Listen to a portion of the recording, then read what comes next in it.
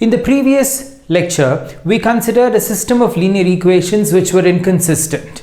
Inconsistent meaning that the system of linear equations did not have a solution. Now here we shall take a system of linear equations which are consistent. Now when we say that the system of linear equations are consistent, that means the solution exists. Now if the solution exists, we have two cases. There can be a unique solution, or we could have infinitely many solutions. So let's take an example for each. Now I've considered a system of linear equations, and first let us check if they are consistent, and if consistent, whether you would have a unique solution or infinitely many solution. Now from the given set of equations, let us first write the augmented matrix. Writing the coefficients of the variables, the coefficient of x1 is 1, x2 is 0, x3 is minus 3, and then here it is 2, 2 and 9, and then you have 0, 1, 5. Then writing the RHS, I have 8, 7, minus 2.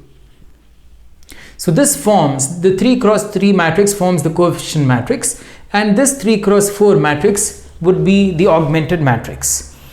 Now let me apply the elementary row operations to convert the given matrix to the echelon or reduced echelon form. For that, I need to make this element 0. Now how do I make this 0? Perform the row operation. R2 is R2 minus 2 times R1. That means if I multiply the first row with 2 and then perform R2 minus 2 R1, this element becomes 0. So now perform the operation R2, which is R2 minus 2 R1. So the first row remains as it is, 1 0 minus 3 8. 2 minus 2 is 0.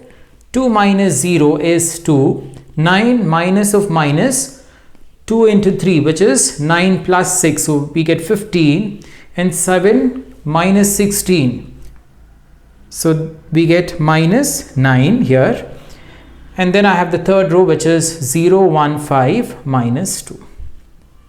Now to get the echelon form, what has to be done? This element should be 1, and all the other elements below the leading entry should be 0 here. So in order to make things simpler, let me interchange R2 and R3. So when I interchange R2 and R3, we get 1 0 minus 3 8, and then I have 0 1 5 minus 2, and then 0 2 15 and minus 9. Now from the given matrix, we observe that this element is 1 and here I have 2. So this needs to be made 0. So perform the operation. R3 is R3 minus 2 times R2. Thereby we get 1 0 minus 3 8, 0 1 5 minus 2, 0 2 minus 2 is 0, 15 minus 10 gives us 5, and minus 9 plus 4 will give us minus 5. So this is the final expression what we get. So this actually is in echelon form. If required, we can convert this to reduced echelon form. To convert this to reduced echelon form, I need to have 1 here, and all the other elements should be made equal to 0. So the easier way is to multiply row 3 by 1 by 5. So when I multiply row 3 by 1 by 5, this becomes 1 and minus 1. So let me change it here itself. So this becomes 1, and then I get minus 1. Now can we make the other elements 0? Yes, we can make the other elements 0. Perform R2, which is R2 minus 5 times R3, right? So then this becomes 0, and then for R1, perform the operation R1 plus 3 times R5 plus 3 times R3. So we get 1 0. So multiply the third row with 3 and then add it. So minus 3 plus 3 gives me 0. and then we have 8 minus 3 gives us 5, then 0, 1. So 5 minus 5 is 0, minus 2 minus of minus 5 gives us 3, and then 0, 0, 1, minus 1. Now we observe that the entire coefficient matrix is now an identity matrix of order 3 cross 3. Right? So we have 3 pivots and we have 3 pivot columns. Right? So since we have 3 pivots and 3 pivot columns, all of them are basic variables. The basic variables are x1, x2, x3, and there are no free variables. Therefore, if there are no free variables, then we conclude that there exists a unique solution. So what is that unique solution? We have that x1 is equal to 5, x2 equals 3, and x3 equals minus 1. Or if I can simplify the coefficient matrix to an identity matrix, then it is possible that the system of linear equations have a unique solution. So hence, the coefficient matrix should be of order n cross n if there are n variables. So observe that here the coefficient matrix is of order 3 cross 3, and how many variables do you have? x1, x2 and x3. Right? So you need to have a 3 cross 3 matrix here, and then you need to have 3 variables. Now suppose I had only 2 equations with 3 variables, then in that case you can never have a unique solution. So hence it's very important that the condition for obtaining a unique solution for a system of linear equations are that there should only be basic variables.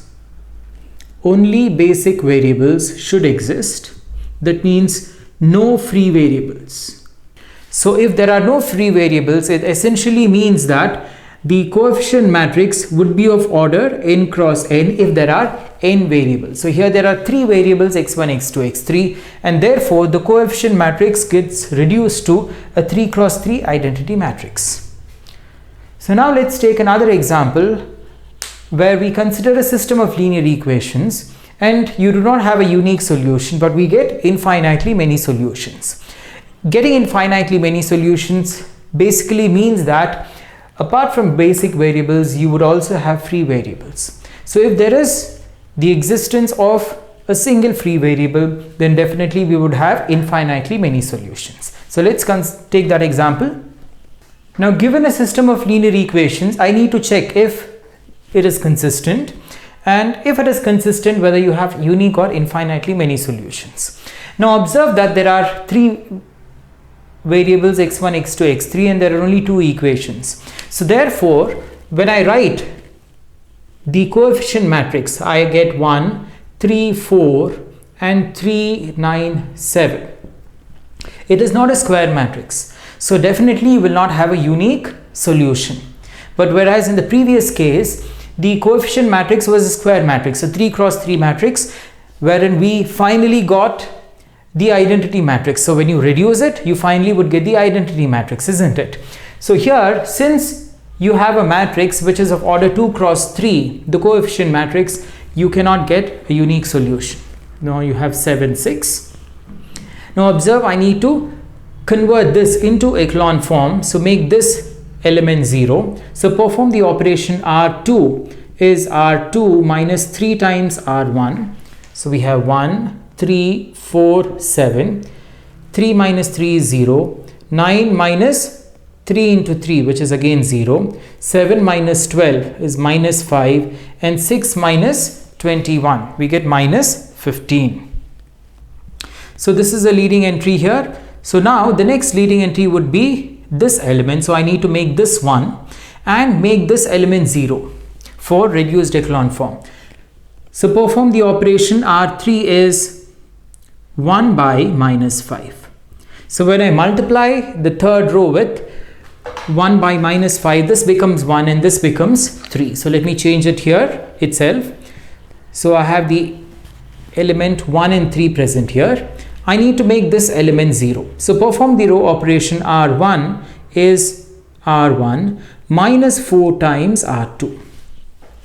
So finally we get 1, 3, 4, 7, and then we have 0, 0, 1, 3.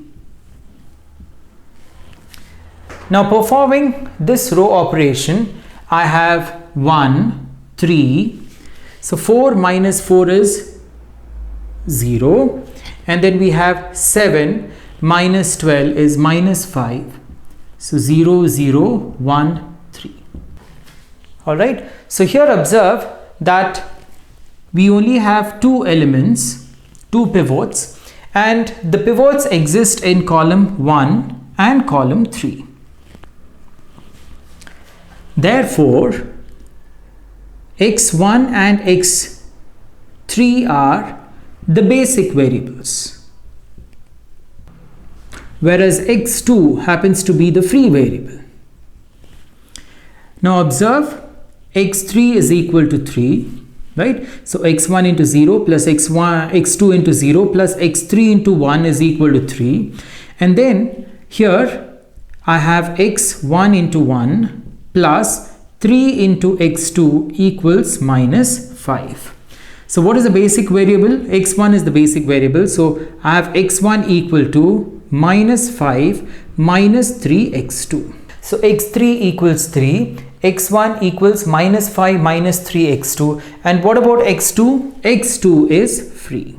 So what do we mean by saying that x2 is free? You can choose any value for x2.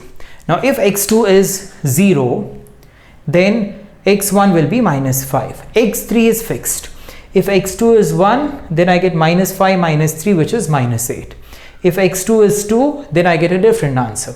So x2 is free. That means we can have infinite number of values for x2 and we get infinite number of solutions. So depending on the value of x2 which is chosen, I get different values for x1.